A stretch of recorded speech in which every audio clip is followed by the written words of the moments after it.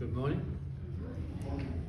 Good to see you this morning, and happy Mother's Day to all the mums, and to everyone else. Have a lovely day. A few weeks ago was thinking about what I would talk about today, and I was thinking of doing a how-to, and I don't know about you, but I find computers very, very difficult at times.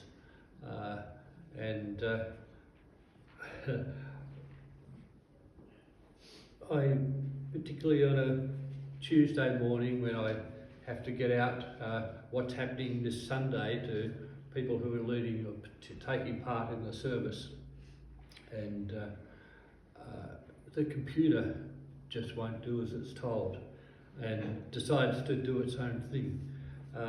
So I ring up our computer man, Tom, and he comes down and works it all out for me here, which is very nice to have someone like that. I think as I get older, I get more stressful, and so I was thinking to talk about stress, but I hadn't realised that it was Mother's Day.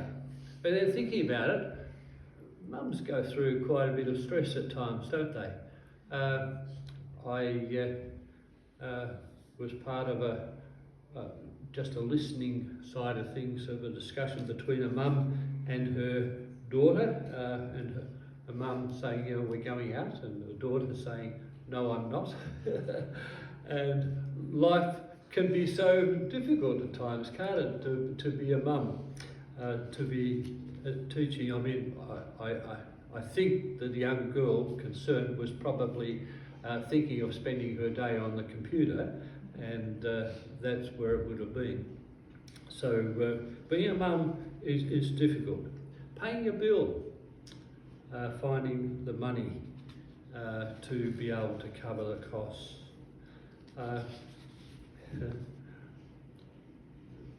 Mums have problems with husbands as well. Brigitta has a problem with my forgettery at times. I told you that. You never listened to me. How many times have I said that? And my response, you never told me that. I don't remember.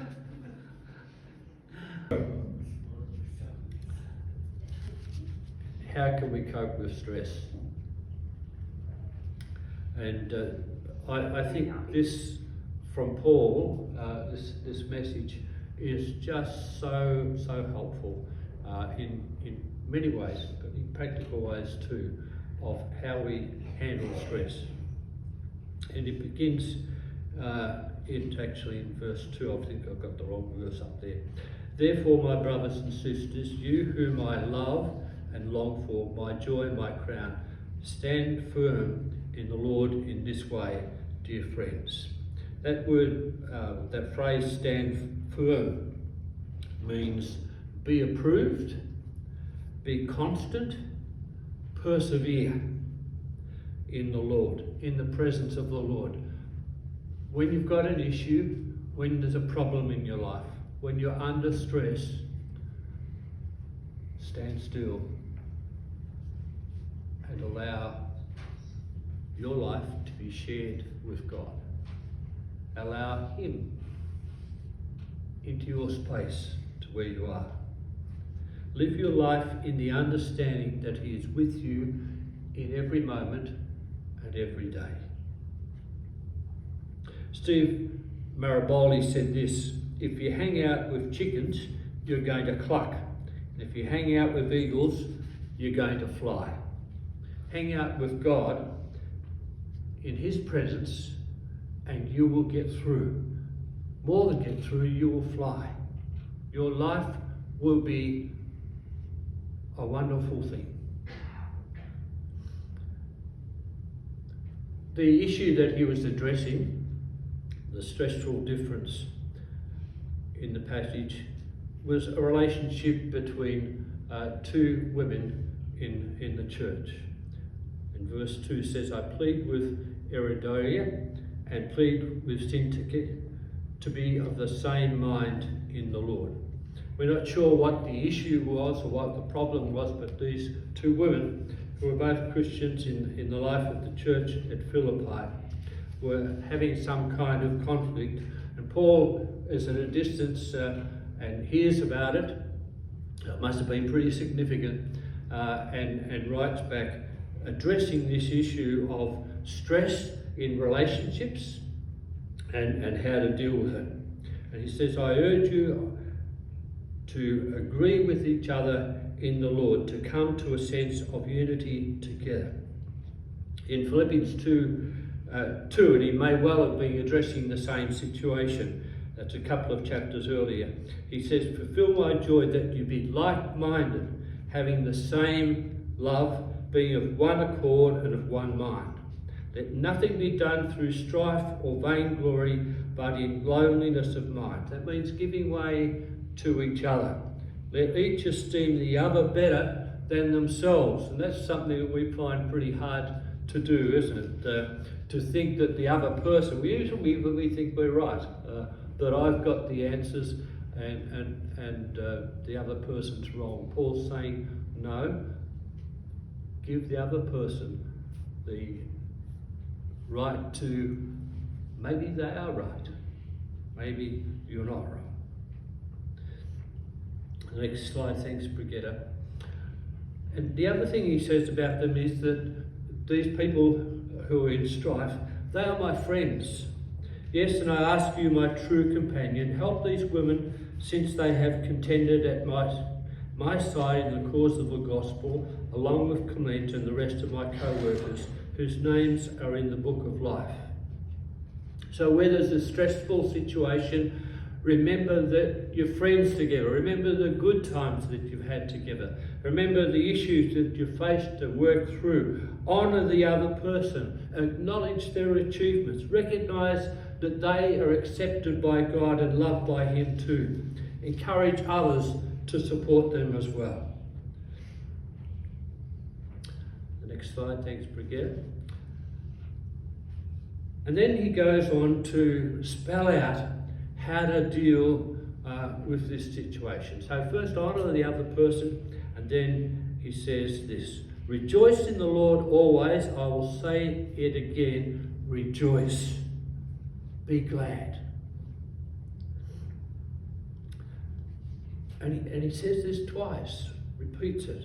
Rejoice in the Lord always. Rejoice in the Lord always. You're in the middle of strife, in the middle of a time of distress, whether it's with computers, whether it's with a family member who you're having a dispute with, whether it's a contentious issue in the church, whatever the situation is. Rejoice in the Lord. Be happy when you're a Christian. Be happy that you are a Christian. Be happy that your friend or your partner or your children have been given to you. Be happy that your failures have been forgiven. Be happy to know that you have Jesus in your life. Be happy that you're a part of the Millgrove Baptist Church. Be happy that you are alive and enjoy this beautiful valley that God has given us, especially on a day like today. You know, Paul is saying this is a decision that you need to make, that you are happy. You decide to be happy. You can decide to be unhappy. You can decide to be completely miserable. You can allow yourself to wallow in self-pity. Or you can decide to be happy. Yes, it is sad, says Paul, that Judea and Syntyche are having problems with each other. But you being miserable or distressed is not going to help anybody. Be happy. There's a song that goes like this. Here's a little song I write. You might want to sing it note for note. Don't worry, be happy. Remember that one? In every life we have some trouble, but when you worry, you make it double. Don't worry, be happy. Don't worry, be happy. Ain't got no place to lay your bed. Somebody came and took your bed, or lay your head and someone took your bed. Don't worry, be happy. The landlord say your rent is late, he may have to litigate. But don't worry, be happy. Look at me, I'm happy. Ain't got no cash, ain't got no style, ain't got no gal to make you smile. But don't worry, be happy. Because when you're sorry, your face will frown, and that will bring everyone down. So don't worry, be happy. Don't worry, be happy. Paul says, rejoice in the Lord always. In every respect, that means. Everywhere, in every situation, at every time. Decide that you are going to be happy, that you're going to be rejoicing. You're going to be thankful for who you are, for what God has given you, and the situation that you find yourself in, and the people that you find yourself in distress with. So that's the first thing. The second thing is this: be gentle. Be gentle. Let your gentleness be evident to everyone. And that word gentle means forbearance. That means giving way, being fair, being reasonable, being mild, and being patient. I recall seeing a little video of a man who was distressed on a bus. This, Will, you might respond to this one, but obviously everyone else was stressed too. He's shouting and being abusive, absolutely agitated, and soon to have lost his mind. And it shows on the video of this young woman who goes and sits down beside him and starts to talk with him, just gently talking. As she talks, he starts to quieten down, and she holds his hand, and the tears come, and he tells her his story, and he gets to the destination where he's going to go, and he thanks her and gets off the bus, and that's where it finishes. Be gentle. Be gentle. Don't react. The third thing, understand God is close to you. The Lord is near. The Lord is near. In every stressful situation that you find yourself in, remind yourself, God is here with me. I'm not on my own. He's close to you, it means. He's close at hand. That your God has made a covenant relationship with you to be with you in every moment of your life, as you have made a covenant relationship with him to be with him at all times. So that means the Lord is near you at all times. And I think Brigitte used this illustration in one of her messages not so long ago, but it's so applicable in this. Remember Elisha, the king of Aram, was at war with Israel and constantly bombarding them and endeavouring to take over their cities, take over the country. But he was totally mad. The king of Aram was totally mad because every time he endeavoured to attack a city or to capture somebody or whatever, it seemed that they knew about it and they were prepared for it to happen. And he got so cross, and he said to his guys, how come this is happening? And they said, there's this prophet, Elisha, and he tells the king of Israel what's going to happen. And that's why he's always prepared for you. So he decides, the king of Iran decides he'll go for Elisha, go to the cause of all of the problems. And so that's what happens. He surrounds the city with his troops and horses and his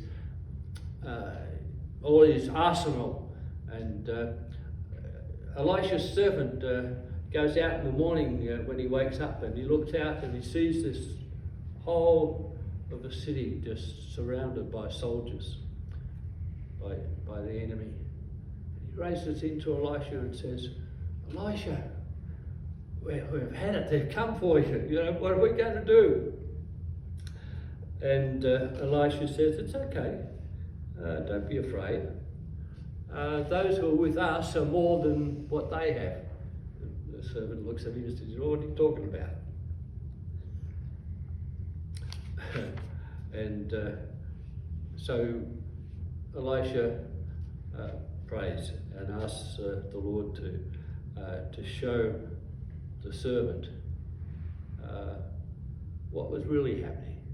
And his eyes were opened, and it says he saw legions and legions of angels surrounding them, far more than what the enemy. God is near you. We don't always see it, but God is near you. What they do, it's interesting, the story that they, in actual fact, the army gives in, they're all captured and taken back to the king of Israel, and the king says to Elisha, "What will we do with them?" And he has the idea of killing them all and so on. And Elisha says, "Don't do that, just feed them and take their weapons from them and then send them back home." And he does that. and the king of Aram figures, well, something's happening there, I don't understand, and there's no more fighting at all, because God was near them, and they realised that God was there. God is near you in every moment. When you're in distress, when you're feeling you can't cope, He's there. Just because you can't see Him doesn't mean He isn't. The Lord is near. Next slide, forget. Do not be anxious about anything, but in every situation, by prayer and petition and with thanksgiving, present your requests to God. Don't be anxious. How can you stop being anxious? In your relationships, dealing with a computer that won't do as you want it to do, with bills, speaking in public. Maybe you've got to do a test of some sort, a health test, a car test, being able to driver's test. Maybe you can't sleep. Maybe you're worried about the future. Don't be anxious about anything, but in every situation, by prayer and petition with thanksgiving, present your requests to God. Talk to God, whatever it is. Ask Him. Thank Him. The word anxious there means dividing of the mind. It's like that, you're lying in bed at night in the early hours of the morning, you can't go to sleep, and you think, what do I do here? What do I do here? The old mind is totally at sea and don't know what to do.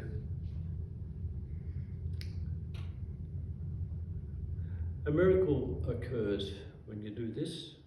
Stress turns to peace. The next one, thanks, forget. And the peace of God, which transcends all understanding, will guard your hearts and minds in Christ Jesus. The peace of God means tranquility, sense of being one with God, one with others, a love of peace, every kind of blessing and good that can come your way. That's what the peace of God means. And transcends, to stand out, to surpass, and it will guard your heart like a military soldier. You'll sense that you are secure as a person, and you can go back to sleep. I was thinking how to illustrate this. And I think the best way to illustrate it, Jesus, just before he was arrested, sensed in total stress,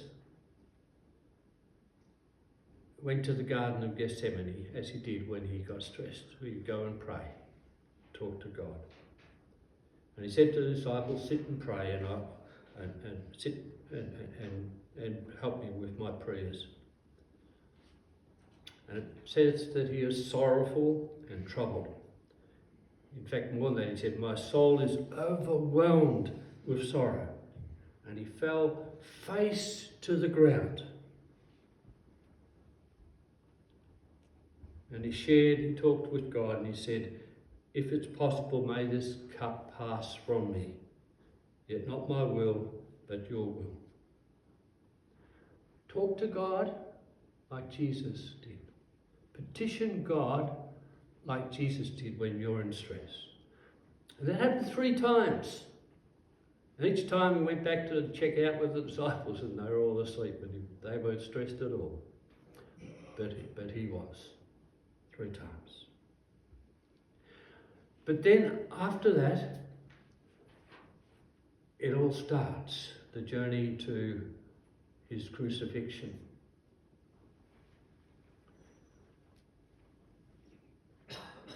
His disciples are still sleeping. The soldiers come. Judas betrays him with a kiss. The crowd are there with their swords and with their clubs. He's arrested. And Peter fights and wants to fight back, and Jesus said, no, put your sword back. I've got 12 legions of angels if I want on my side. His disciples then deserted him and fled. He's interrogated by the high priest. They gave false evidence against him. He's sentenced to death. And Peter betrays him 3 times, or denies him 3 times. Judas hangs himself. Jesus is taken to be put before Pilate.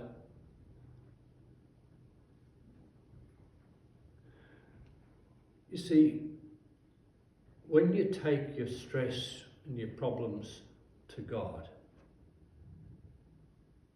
and battle it out and take your battles to God, then there's something that happens within your own heart and within your own life. All of those things that happened to Jesus, but Jesus is serene, Jesus is calm, Jesus is able to talk with Pilate in an honest and man-to-man way. The peace of God transcends all understanding. Guard your hearts in Christ Jesus, because Jesus has been there before and he's gone through the ultimate test. And if he went through that and passed it and was able to handle it, then if he is with you, you're able to handle it. Is that logical? Slide 10. Finally, brothers and sisters, whatever is true, whatever is noble, whatever is right, whatever is pure, whatever is lovely, whatever is admissible, admirable, I think it is, if anything is excellent or praiseworthy, think about these things. You've been through the stressful stuff. You've worked it out. You're in a state of peace with God and with the world around you because you've done that. Then Paul says, think of good stuff from then on. Don't let any bad stuff come into your life. Think of true things, things worthy of credit, sincerity. Think of noble things, honourable and reputable. Think of right things, just and honest and upright. Think of pure things, innocent and blameless and modest. Think of lovely things, friends, amicable occasions, being grateful, being acceptable. Be well spoken or speak well of others. Be virtuous, be gracious, be kind and upright. Praise, applaud, honour people. Do all of those things. It's like a computer. What you put into a computer comes out. If you put good stuff into a computer, good stuff comes out. If you put bad stuff into a computer, bad stuff comes out. And it's the same with our minds and with our hearts. What movies do you watch? What books do you read? Are the people you're mixing with fulfilling God's purposes in your life, or are they dragging you away from Him? Think of the pure things, the good things in life. And then Paul says, copy from me. Have a mentor in your life, someone you can talk issues through and work issues through with. Paul had a special relationship with Timothy. They had a mentor relationship. Paul, in his letters, often mentions Timothy. He's a co-author sometimes with Timothy in writing his letters. Paul talks of Timothy as his son in the faith. He gives instructions to Timothy. Let no one look down on your youthfulness. Obviously, Timothy was a lot younger than Paul. When Paul was in prison, it was Timothy who became the messenger to the churches and the link between he and the churches. Find someone who can be your spiritual guide to help you in your faith.